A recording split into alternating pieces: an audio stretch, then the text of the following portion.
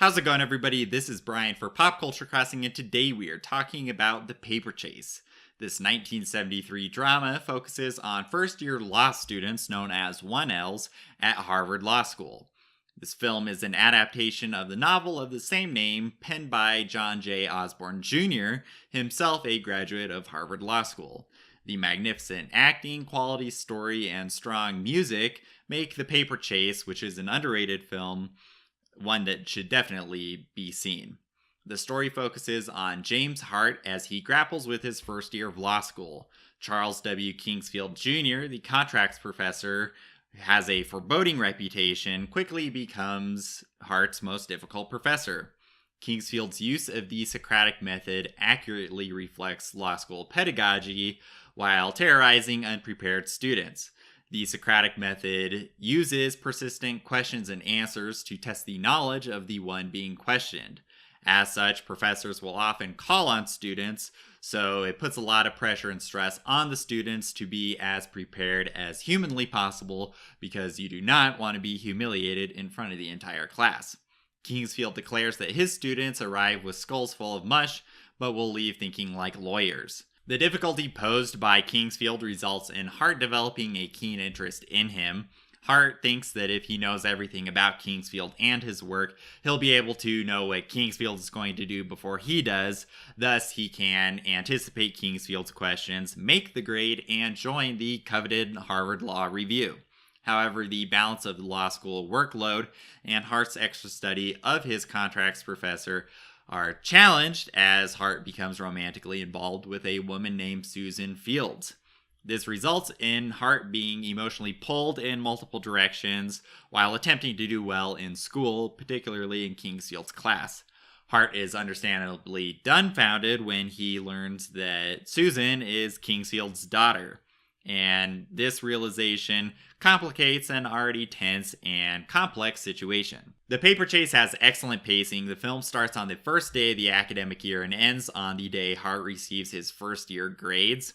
This makes the framework of the film manageable and lends itself to nice pacing, all while complementing the story itself in that it is this academic year, which is nice and compact. As the year progresses, Hart joins a study group with other law students, and he initially joins this at the beginning of the year. And these interstitial sequences offer nice flavorings and changes of pace to the classroom sequences and scenes with Hart and Susan. The progression of the year and the character development all seem organic and easily flow with the story itself. The two most obvious tonal themes are, one, the tension and stress of law school, particularly Kingsfield's contracts class, and two, the romantic tension and comedic elements of Hart's relationship with Susan, and the fact that Hart is interested in Kingsfield's daughter, of all people. Yet the tone is not limited to these elements. As briefly mentioned, Hart's interest in Kingsfield leads to him learning that Kingsfield, though a top-notch stern professor, is human. It does seem kind of weird that a law student hasn't figured this out yet, but Kingsfield's reputation and aura really make him seem, to some students, larger than life. Kingsfield's mystique is reduced as Hart accesses his old material and notes in the law library. This does, in fact, nicely illustrate that everyone is human, no matter their accomplishments or what they would have you believe of them. Another important tonal theme is Hart being faced with priorities. On the one hand, you have this paper chase of him getting degrees and academic credentials, being admitted into the American Bar Association, and getting a lawyer's salary and the paper there, chasing the paper and the salary there. In that regard, on the other hand, you have investing time and emotions with other people, namely Susan. These facets and the character growth that follows are all handled well and makes the film's characters seem like real, grounded humans, not simply extraordinary or caricatured protagonists or quasi-antagonists. The Paper Chase's acting, from the principals to the supporting cast, is brilliant. Timothy Bottoms' James Hart is a very relatable character. Bottoms does an impressive job at showing Hart's humanity, nuances, and idiosyncrasies. Hart's interest in Kingsfield and the struggle of balancing coursework with his relationship are all convincingly portrayed by Bottoms. John Houseman's performance of Charles W. Kingsfield Jr. is a tour de force. Houseman owns everything from the character, from his wardrobe to his use of the Socratic method, to effectively personifying his reputation at the law school.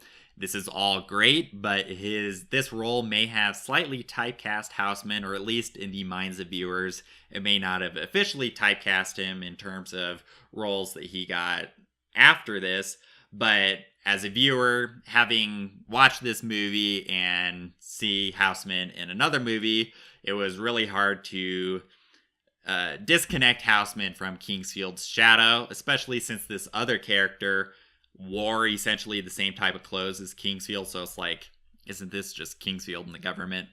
Nevertheless, I just wanted to note that, but Houseman does do a great job at demonstrating the utility and fear of the Socratic method.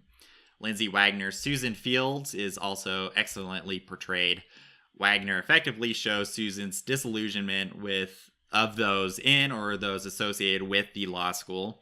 Her down-to-earth perspective is nicely juxtaposed with Hart's preoccupation with making the grade and chasing the paper. Wagner and Bottoms also have excellent on-screen chemistry, and this adds to the entertainment value of the film. Graham Beckel, James Naughton, Edward Herman, Robert Lydiard, and Craig Richard Nelson compose the supporting cast as depicted in the study group. The group consists of several noticeable character archetypes. Beckel's Franklin Ford III and Bottoms' Hart have good chemistry. Ford initially seems arrogant and will likely come off that way to other viewers, but hopefully you'll warm up to him as Hart helps him set things in perspective. Naughton's performance of Kevin Brooks effectively shows that people can indeed be geniuses without having the paper to prove it. Herman's Thomas Craig Anderson is well done.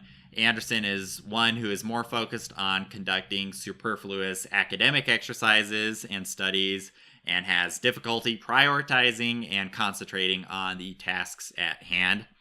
Robert Lydiard's O'Connor is a smart student, but does not tolerate the incessant bullying from Craig Richard Nelson's Willis Bell, and this is understandable because I thought that Bell was the most incorrigible character in the film and really drove me nuts, but it's evidence of Nelson's great acting in that respect. Viewers will likely have real-life counterparts of these characters represented here that you know in your own lives, and as you're watching it, you'll probably think, I know someone exactly like this. And the study group is also a very accurate reflection of group dynamics as a whole, not just the character archetypes and molds comprising the group. Its construction and effect are commendable aspects of the movie. Gordon Willis's cinematography is strong throughout the film. The wide and long and panning shots of the classroom nicely capture its environment and will really make you feel like you're sitting there among the other students. You may become a little bit nervous that Kingsfield will call on you, but don't worry, that won't happen. At least I don't think it will. The use of close-ups, especially of Kingsfield, are well done and mixed nicely with the shots showing the questions and answering process in the Socratic method with the other students. Naturally, the cinematography is blended with the film's strong production design and scenery. It comes as no surprise that John Williams' musical score is another technical highlight of the paper chase. Williams employs excellent orchestrations, which often feature harpsichord elements, which make the music memorable and unique and add its own flair. The music during a sequence in which Hart is working on a supplement is very well done, and it expertly mirrors Hart's tension as it frantically builds and then beautifully concludes. James Bridges does a masterful job in his screenplay and direction of the paper chase. The memorable characters, exquisite performances, and inspiring, grounded story are all elements for which Bridges should be feted.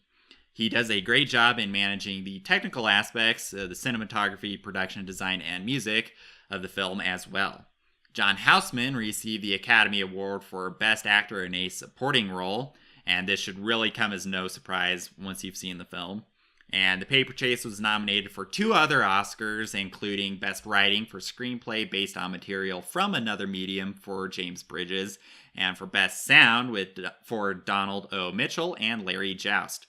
So this win and the 2 other nominations are further examples of Bridges' noteworthy direction. In conclusion, The Paper Chase is a very special film. Its characters, story, and lessons will not soon be forgotten. Sadly, it is an extremely underrated film. I highly recommend it. If you haven't seen it, then I would definitely urge you to watch it as soon as you possibly can. Even if you have no desire to go to law school or you're not remotely interested in the legal field, there is still a lot that can be gleaned from this movie.